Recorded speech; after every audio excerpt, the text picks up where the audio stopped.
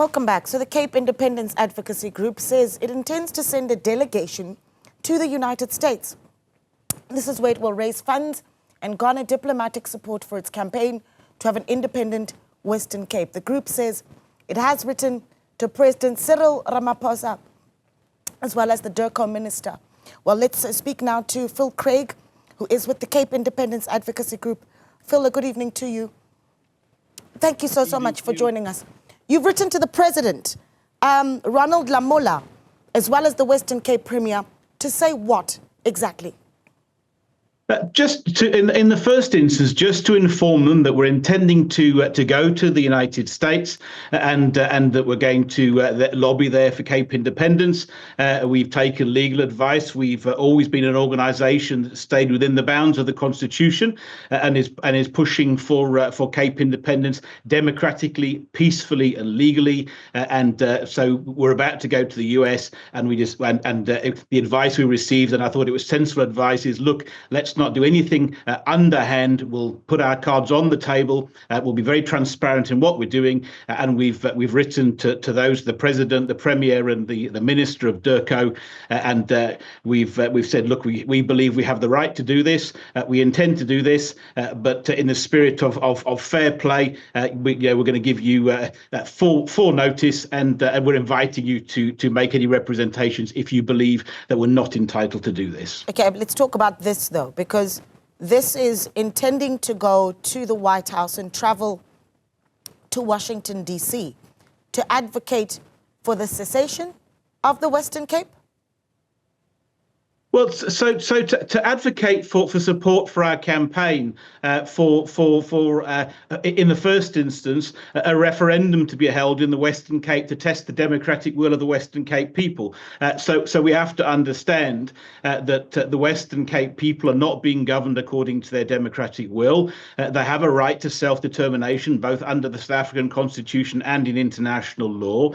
The Constitution allows for a referendum to test democratically whether the Western Cape people would like to secede from South Africa. And at the moment, the Western Cape Premier, despite evidence that suggests the majority of people may well be in favour of secession, is deliberately blocking and refusing to call a referendum. So in the first instance, what we want to do is we want to see democracy followed, and we'd like to see a referendum held in the Western Cape to test the democratic will of the Western Cape people, and that would be the start of the process. And we're looking for support to allow us to campaign more vociferously both financial support and perhaps even more important, diplomatic support and pressure onto the Western Cape government to ensure that the Western Cape Premier doesn't stand in the way of democracy. So as you campaign for the cessation of the Western Cape, why take this though to the White House? So what role would Donald Trump's administration play? Well, so look, secession is a relatively a complicated affair, and effectively it has two legs, and it always has two legs. One of those two legs is domestic, and that is, what do the people who are wishing to secede want? What is their democratic will, and how have you tested that? And that's done through a referendum typically, and the South African and Western Cape constitutions provide for that. And then the second leg is the element of international support, international recognition. And if you're going to establish a new country, the second part of that component is you need to know that other countries are going to welcome you into the international community and recognise your right to exist as a country. So as a matter of course, we would have been in any case attending to those two legs. Clearly, there's been a change in the sort of the global order, and we now have a new administration in the US that's much more outspoken in its criticism of the South African government, something that we've been outspoken about for a number of years, and obviously are therefore much more likely to be aligned with the views and the ideas that we're trying to oppose. This would be a natural engagement that would take place and has taken place in the past, but this obviously probably is one that's much more significant. So what are the arguments that you make when you get to the White House about the issues that you've raised about South Africa? Is it expropriation? Are you also of the belief that there is a genocide of white farmers in South Africa, as has been put forward by other bodies that have travelled to the White House? And do you believe No, that that is so Cape misinformation, Independence is or not. do you believe that those are true facts? So, okay, so Cape Independence is not ethnically driven at all, and it's absolutely not about white people. The white population of the Western Cape is the smallest of the three racial groups, and Cape Independence is about the democratic will of the Western Cape people as a whole, and obviously that's made up that the largest ethnic group in the Western Cape is the coloured people, then black people, and then the last of all are white people. So there's nothing to do with any claim of white genocide. This is simply about the Western Cape people having a right to self-determination. And of course, you must bear in mind that South Africa and the ANC in particular are great outspoken proponents of the right for self-determination. I mean, how many times have you heard South Africa, the South African government and the ANC calling for a two-state solution in the Middle East based upon the Palestinians' right to self-determination? And effectively, this is just quid pro quo. Here we are, the Western Cape people also have a right to self-determination, and all we want to see is the South African government and the ANC being just as keen to promote our right to self-determination as they are for the Palestinians and Western Saharans and other groups. This has got nothing to do with genocide at all. This has got everything. That's quite the comparison to make, Phil, when you consider the fact that in the Middle East you have a war that has been raging for decades, and of late, in the past 17 months, has claimed tens of thousands of lives. Can you clearly say that the Western Cape's right to self-determine can be argued based on the argument of self-determination being made in the Middle East? How is that comparison fair when some of our viewers are listening to it? Well, it's very fair because international law, which South Africa has signed up to and is subject to, and a number of international treaties which South Africa has signed since 1994 make it absolutely clear that all people have the right to self-determination. So nobody gets to pick and choose who has the right to self-determination. And ultimately, what does the UN itself say? It's, well, self-determination is a fundamental component of democracy. And we have this situation in the Western Cape where the majority of people have never once voted for the ANC and have never once since 1994 been governed according to the democratic will. So the Western Cape people don't have functional democracy. They're not being governed according to the democratic will. And if they exercise their right to self-determination, they will be able to be governed according to the democratic will. And surely most fair-minded people will be able to see, well, hang on a second, this is perfectly reasonable for a group of people to say, we want to be governed in accordance with how we voted, and we have this right, this absolute undeniable right in international law, which our government promotes on a regular basis, and we'd like to exercise that right by holding a referendum in accordance with the South African and Western Cape constitutions, peacefully, legally, democratically. And we know from past polling that about 70% of people in the Western Cape believe their lives would fundamentally improve in an independent Western Cape. And I'm absolutely certain they're right. This is about creating jobs, about creating a stronger economy, about lifting people out of poverty and creating a fairer society and a better life for all the people in the Western Cape. So this is a laudable, democratic, peaceful aim that's geared towards improving the lives of all the people in the Western Cape and getting them out from under a national government that the majority of them have never once voted for. Well, but you do have a Western Cape that, out of all 9 provinces, is and has been held by the Democratic Alliance for a long time, as per the will of the electorate. So is that to say that our very elections are null and void in your view? And why then have you not run in elections in last year's provincial and national elections and then garnered the support that you need to then argue the case? The DA that has the majority in the Western Cape certainly doesn't hold the view that you do. Well, look. So first of all, we have to understand the system of government. We've got effectively a unitary state. We've got a quasi-federal unity state in South Africa, which means that we may have a Western Cape government or a DA government in the Western Cape, but the majority of decisions, the important decisions, who runs the economy, who sets labour law, who runs transport, who sets the budget that we've seen, and that's the national government. And actually, the provincial government has relatively little little powers. So yeah, this is about saying, okay, this system of government that we have, which we started in 1990, isn't working for the West. We can look back now. We've got 30 years of history, and we can see, as a matter of absolute fact, that the majority of people in the Western Cape are not being governed according to their democratic will. And actually, we're perfectly within our rights, and it's perfectly sensible in the current circumstances to say, look, let's have a look at it. Let's try a different system of government because we're going to be better off. So, of course, now, ironically, I was involved in a political party. I lead the Referendum party, and we did put up a party, and that's one of our strategic acts that we have undertaken, because ultimately we are trying everything we can to force the Western Cape government to consult the Western Cape people democratically, because we know from polling that the majority are in favour, and we know that the majority of DA's own voters are in favour, but the Premier of the Western Cape is adamant that he's not going to call a referendum on Cape independence, despite knowing that the majority of voters in the province favour one, and that's undemocratic, and we will use whatever means we can, and all of them, to try and force the Premier of the Western Cape to be democratic and allow the Western Cape people to be heard on this issue, whether that's putting up a political party, whether that's lobbying, and whether that's going to the US. We will do all of those things because we're determined that we are going to have a democratic solution which allows the Western Cape people to be consulted on this issue